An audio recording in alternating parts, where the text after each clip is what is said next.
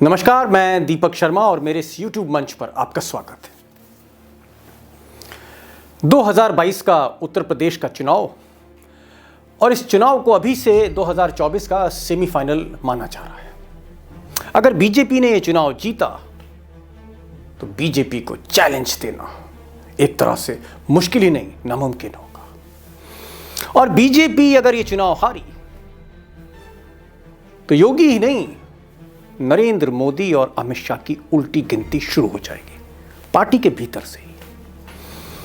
लिहाजा यूपी को समझना बेहद जरूरी है और यूपी को समझने के लिए पश्चिमी उत्तर प्रदेश को समझना और भी जरूरी है।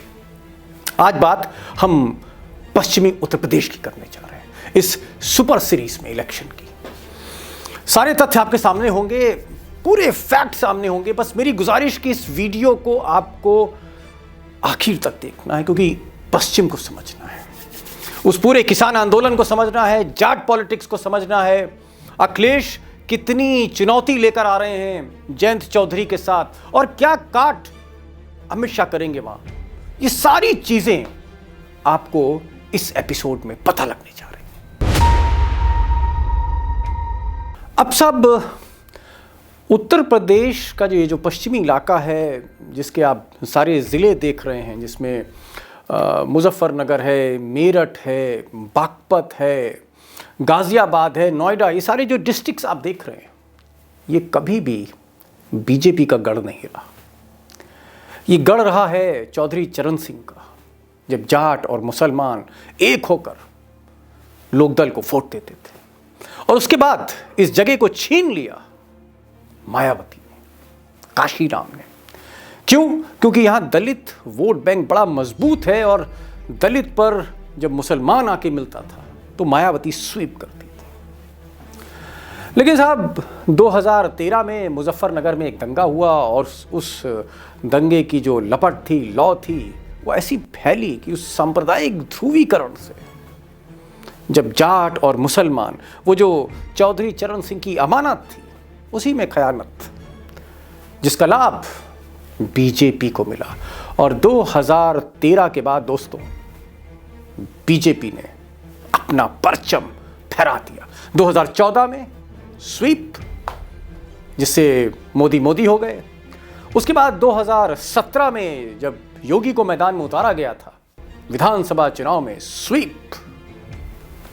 2019 में जब लोग कह रहे थे कि सरकारें अक्सर दोबारा नहीं आती सत्ता में, मोदी उससे भी बड़ा बहुमत लेके आए और 2019 में भी स्वीप किया। एक हैट्रिक 2013 के बाद मोदी ने, अमित शाह ने और बाद में योगी, ये जो तिकड़ी है, इस तिकड़ी की तिकड़ी हैट्रिक लगी और अभी तक इस किले को 2013 के बाद कोई भेद नहीं पाया। लेकिन साहब अगर 2013 में मुजफ्फरनगर में सांप्रदायिक ध्रुवीकरण उस दंगों से शुरू हुआ था, तो 2020 आते आते वही ध्रुवीकरण उसी मुजफ्फरनगर में इस जगह से, यानी सिसौली से और इस गढ़ से एक नया ध्रुवीकरण शुरू हुआ। ये गढ़ है भारतीय किसान यूनियन, सिसौली में मुख्यालय है राकेश टिकैत का। और यहीं से वो वोटिंग पैटर्न चेंज होता चला गया, एक नए समीकरण बनने लगे। और ये समीकरण ऐसे थे कि मोदी और शाह, उनके पांव तले एक बार जमीन निकल गई। अब साहब अगर हम इस पूरे पश्चिम का एक छोटा सा मैं आकलन करूं आपकी समझ के लिए, तो हम 2013 को एक तारीख मान लेते हैं, एक ऐतिहासिक तारीख मानते हैं। 2013 से पहले, जैसे मैंने पहले कहा था कि ये एरिया बसपा स्वीप करती थी। आप 2012 का चुनाव का नतीजा देखिए, पश्चिम की जो 58 सीटें हैं, आप देखेंगे कि भले ही सरकार अखिलेश यादव ने बनाई, भले ही सरकार बहुमत की सपा की बनी, लेकिन पश्चिम की इन 58 सीटों में मायावती ने बड़ा ज़बरदस्त प्रदर्शन किया। हाथी बहुत तेज़ रफ्तार से यहाँ दौड़ा। और आप आंकड़े देख लीजिए, बीएसपी को 58 में से 20 सीटें मिली, सपा जो चुनाव जीती उसको 14, बीजेपी को 10 आरएलडी को 9 और कांग्रेस को 5। लेकिन मुजफ्फरनगर दंगों के बाद 2013 के बाद सिलसिला ही टूट गया, या आप यूँ कहेंगे यू टर्न हो गया। एक जाट और मुसलमान, उनके बीच में इतनी गहरी खाई आई कि जो मायावती का वोट बैंक था या समाजवादी पार्टी का वोट बैंक था या आरएलडी का वोट बैंक था, वो पूरी तरह से नेस्तनाबूद हो गया। और उसका फ़ायदा ये हुआ कि जाट और बाकी सवर्ण वोट सब के सब बीजेपी में शिफ्ट करने लगे, ओबीसी भी। और उसके जैसा कि आपने पहले देखा कि बीजेपी ने एक क्लीन स्वीप करी। लेकिन जैसे ही ये काले कानून आए और किसान आंदोलित हुए, किसानों का आंदोलन उग्र होता चला गया और उसकी कमान पश्चिम में राकेश टिकैत के पास आई, तो धीरे धीरे जो भाईचारा समितियां बनी, खाप पंचायत में और मुस्लिम समाज में फिर बातचीत हुई, किसान एक मंच पर आए, हर हर महादेव और अल्लाह अकबर के जब नारे लगने लगे, ऐसे समय में वो जो घाव थे, वो जो चोट थी, वो जो सांप्रदायिक ध्रुवीकरण की वजह से जो एक दीवार खड़ी हो गई थी दो भाइयों के बीच में, एक तरफ जाट और एक तरफ मुसलमान, वो फिर एक हो गई। वो दीवार गिरी और जैसे ही वो दीवार गिरी, एक नया वोटिंग पैटर्न इमर्ज हुआ है। और ये वोटिंग पैटर्न ऐसा है जो आपकी आंखें खोल देगा।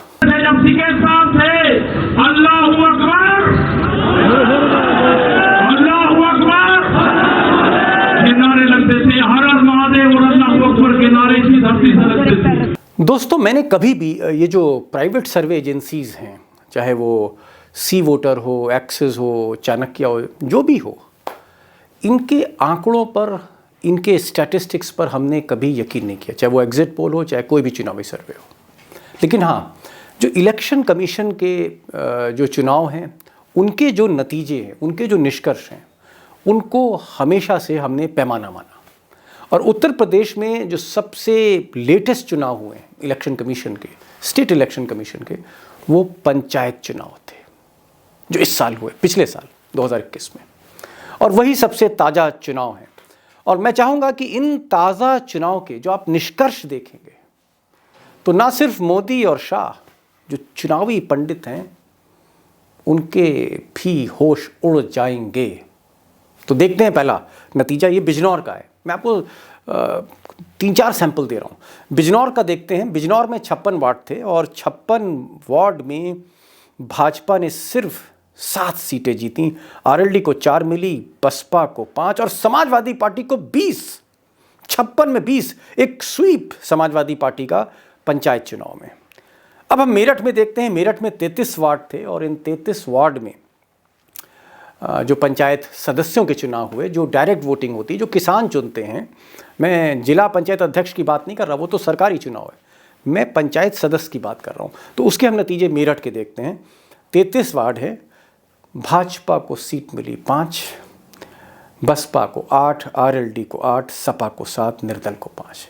यानी 33 में बीजेपी, प्रचंड बहुमत वाली बीजेपी को मिली 5 सीटें।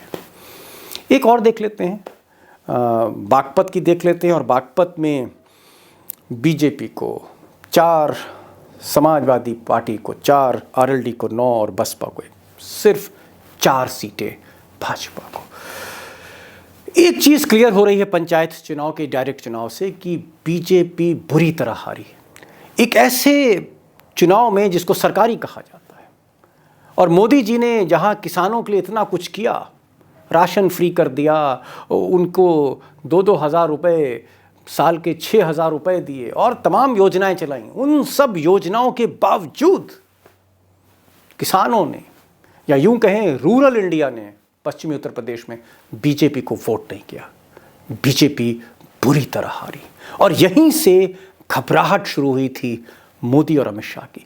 यहीं से एक बार मोदी ने जून जुलाई में विचार किया कि क्या योगी आदित्यनाथ को हटाया जा सकता है, क्या इनकी जगह केशव प्रसाद मौर्य को लाया जाए, या उन्होंने AK शर्मा को उत्तर प्रदेश भेजने की सोची कि वो योगी की सरकार में मदद करें और चीफ मिनिस्टर ऑफिस से सरकार को चलाएं। ये सब इसीलिए क्योंकि पंचायत चुनाव में जिस तरह से उत्तर प्रदेश की रूरल बेल्ट में, कस्बों में, गांव में जो बीजेपी के खिलाफ जबरदस्त मतदान हुआ, वो घबराहट ऐसी थी जो आज भी बरकरार है। उधर साहब किसानों का आंदोलन तेज हुआ, इधर अखिलेश यादव का विजय रथ निकला, उधर जयंत चौधरी की रैलियों में अपार भीड़ आने लगी और मोदी घबरा गए और एक सुबह उन्होंने वो काले कानून वापस ले लिए।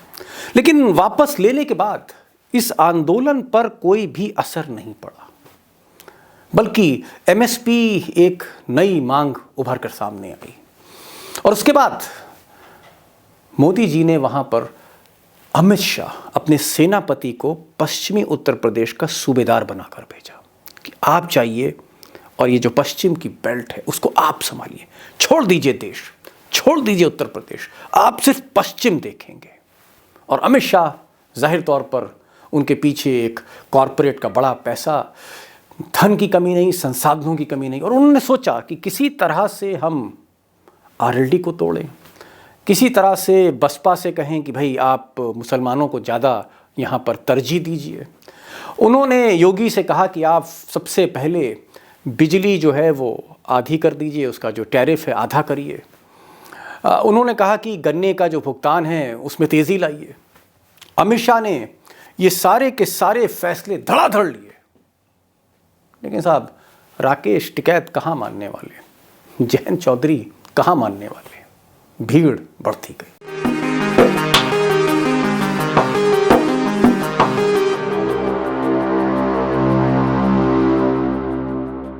अब अमित शाह के दबाव में योगी आदित्यनाथ ने फटाफट एक कैबिनेट की मीटिंग बुलाई और उन्होंने जो बिजली थी वो 50%, जो मैंने पहले कहा 50% कम कर दी, और जो 70 हॉर्स पावर तक जो बिजली थी जो किराया देते थे किसान सिंचाई के लिए, उसको 35 हॉर्स पावर कर दिया। यानी आप कह सकते हैं मोटा मोटी कि आधी कर दी बिजली के रेट किसानों के लिए।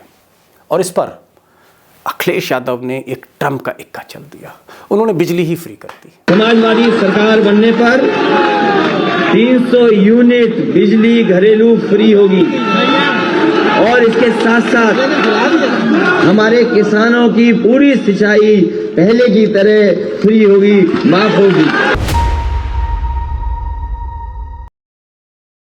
अब साहब बीजेपी के शाह, बीजेपी के चाणक्य अमित शाह ने पिछले दिनों एक इंटरनल सर्वे कराया कि भाई अगर आज चुनाव हो जाएं तो हम कितनी सीटें जीत रहे हैं, और जो फैसला आया तो घबराहट और बढ़ गई अमित शाह की।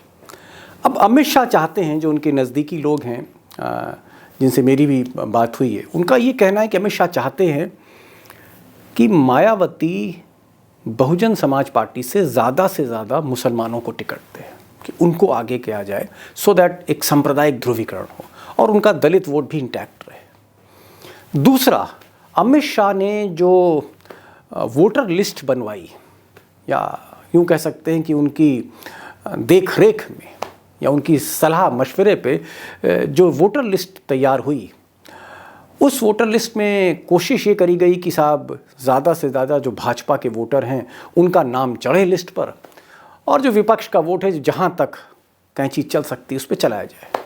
ये हथकंडे भी अपनाए गए। लेकिन इन सब के बीच अमित शाह की कोशिश ये है कि अगर किसी सूरत से वो चैलेंज दे सकते हैं इन दो युवाओं को, जयंत और अखिलेश को, तो वो है सांप्रदायिक ध्रुवीकरण, हिंदू मुसलमान, शमशान कब्रिस्तान। और इसलिए घूम घूम कर अमित शाह अपना भाषण उसी सांप्रदायिक ध्रुवीकरण पर केंद्रित कर रहे हैं। अब ये तो साहब एक सरसरी तौर पर एक आम बात हो गई कि पश्चिम उत्तर प्रदेश में कितनी सीटें हैं, वहाँ पर मुद्दे क्या हैं, वहाँ पर अमित शाह की रणनीति क्या है, क्योंकि वो डिफेंडिंग चैंपियन हैं, वो फिर से चाहते हैं कि वहाँ पर वो स्वीप करें। ये तो एक आम बात है पब्लिक डोमेन में। असली सवाल ये है कि सपा और आरएलडी, जिस पर सबकी नज़र है, चुनावी पंडित से लेकर भाजपा की, ये क्या करने जा रहे हैं। अगर ये जीत का एक ख्वाब देख रहे हैं तो ये जो फतेह का ख्वाब है, जीत का सपना है, ये पूरा कैसे होगा। बड़ी बात ये है। तो सबसे पहले ये दो तस्वीरें देखते हैं। एक तस्वीर है महेंद्र सिंह टिकैत की और दूसरी तस्वीर है चौधरी चरण सिंह की। ये दो प्रतीक हैं जाटों के। और अगर आप मेरठ में, बागपत में, मुजफ्फरनगर में किसी भी जाट के घर जाएंगे, किसान के घर जाएंगे, तो किसी दीवार पर या तो टिकैत होंगे या फिर किसी दीवार पर, किसी फ्रेम में चौधरी चरण सिंह होंगे। दोस्तों, ये दो और तस्वीरें देख लीजिए। एक तस्वीर है चौधरी यशपाल सिंह की, मंत्री रहे, और दूसरी तस्वीर है राम शरण दास की। ये दोनों गुर्जर के प्रतीक हैं, गुर्जर नेता हैं। और गुर्जर जो हैं वो सहारनपुर में, नोएडा में वो एक कैटलिस्ट हैं, वो एक निर्णायक भूमिका में रहते हैं। तो अब हो गई 4 तस्वीर। ये चारों तस्वीर देखिए आप एक बार फिर से।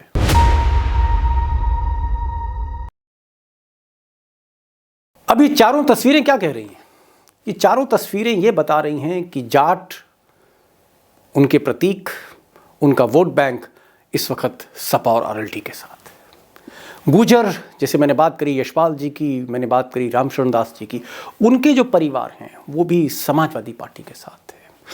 जो वहाँ 27% से लेके कभी 28, 29, 30 और कुछ कंस्टिट्यूएंसीज में मुस्लिम 30% से ज़्यादा है, उन जिलों में वो मुसलमान भी एक मुश्त जैसे मन बना चुका हो साइकिल पर बैठने का।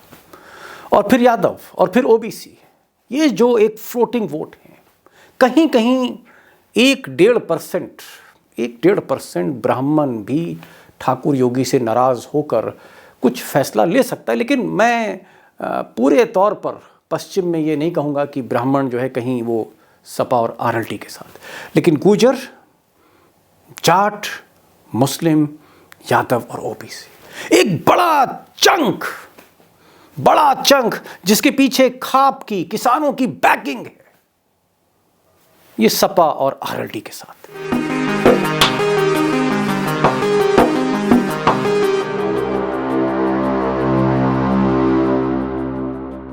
अब एक चीज तो साफ है कि चाहे वो जाट हों, चाहे वो गुर्जर हों, चाहे वो मुस्लिम हों, चाहे वो ओबीसी हों, इवन नॉन यादव ओबीसी, जिस तरह से तमाम ओबीसी के बड़े बड़े नेता, विधायक, मंत्री भाजपा से टूटकर, बसपा से टूटकर, इवन कांग्रेस से वो साइकिल पर बैठ रहे हैं या हैंडपंप के साथ आ रहे हैं, इससे एक चीज़ तो तय है कि जो डोमिनेंट फैक्टर है पश्चिम में, वो डोमिनेंट फैक्टर आरएलडी और सपा के पक्ष में जाता है।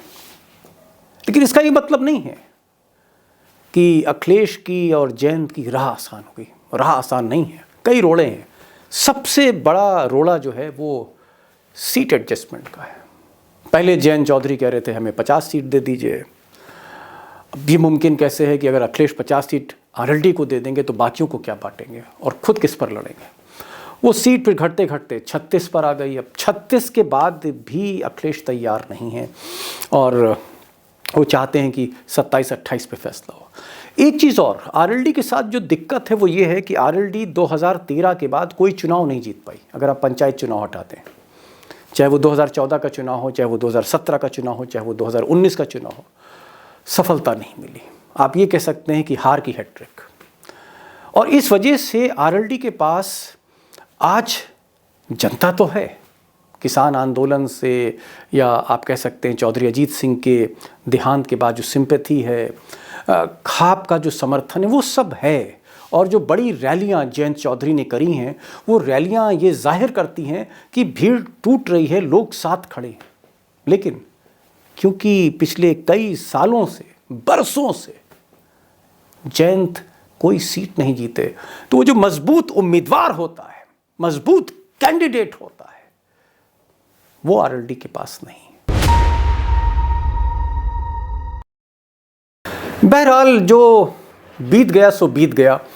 अब बीते 7-8 साल में आरएलडी ने क्या खोया, क्या पाया, क्या नफ़ा था, क्या नुकसान था, नहीं जीत पाए, उसके कारण आपने सब देखे हैं।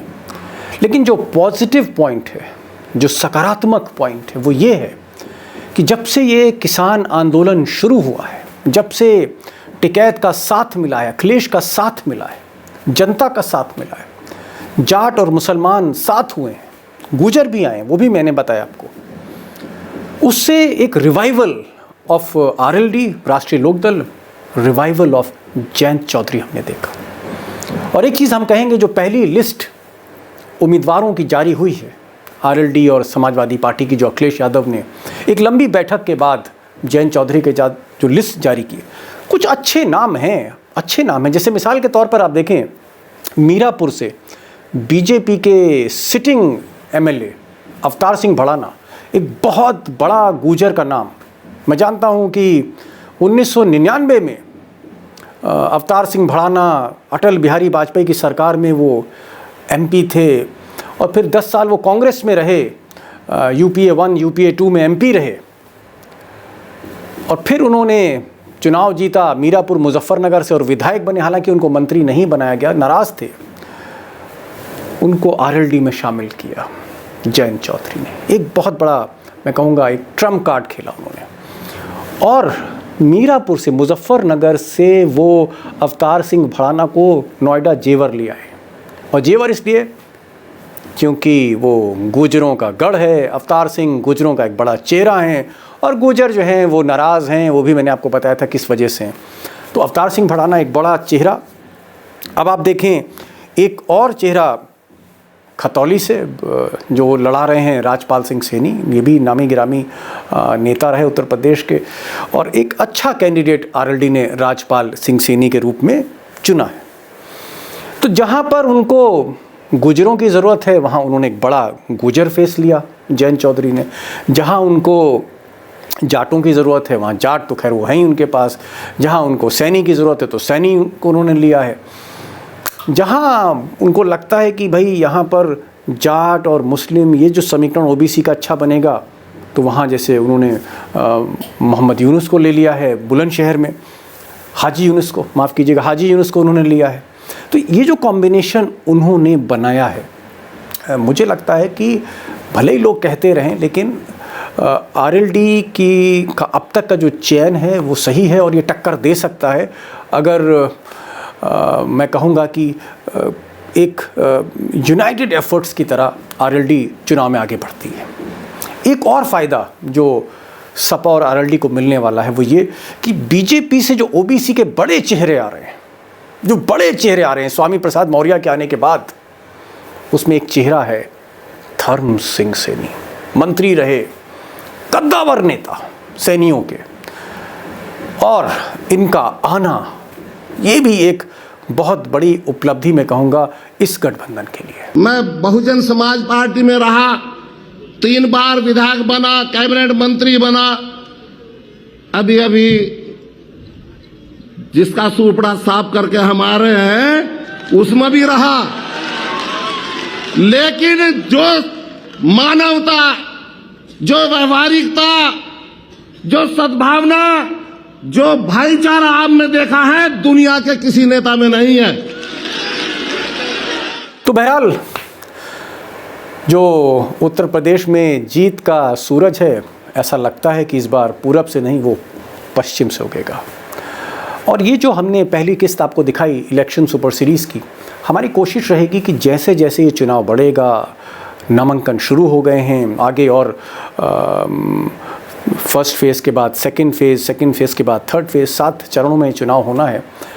एक एक करके मैं कोशिश करूंगा कि अब कंस्टिट्यूंसी में जैसे ही बीजेपी के से कौन लड़ रहा है, आरएलडी से कौन लड़ रहा है, बीएसपी से कौन लड़ रहा है, जो इम्पोर्टेंट सीट्स हैं और उन सीट्स पर क्या होने वाला है, कौन भारी है, कौन हल्का है, कौन जीतेगा, कौन नहीं जीतेगा, कौन से फैक्टर्स हैं, इस पर भी एक डीप इन डेप्थ एनालिसिस वहाँ के रिपोर्टरों के साथ मैं करूँगा।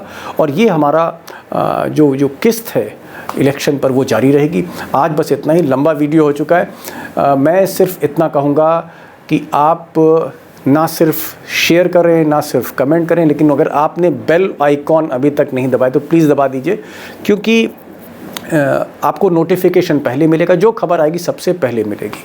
और मैंने पहले भी कहा कि ये आपकी आवाज़ है, ये आपका चैनल है, आपके लिए है, और मेरी कोशिश है कि मैं मुख्य धारा की मीडिया से निकलकर जो YouTube पर आया हूँ, आप लोगों के लिए आया हूँ कि सही बातें बोल सकूँ, एक सही तस्वीर दिखा सकूँ, दूसरा पक्ष जो बिल्कुल गोदी मीडिया ने गायब कर दिया है, गुम कर दिया है, उसको भी लाकर आपके सामने रखूं कि आपको एक बैलेंस्ड व्यू मिले कि गोदी मीडिया क्या कह रही है, दूसरा पक्ष क्या कह रहा है। ये सारी चीज़ें आपको पता लगनी चाहिए और ये आपका हक है। तो आज बस इतना ही। नमस्कार।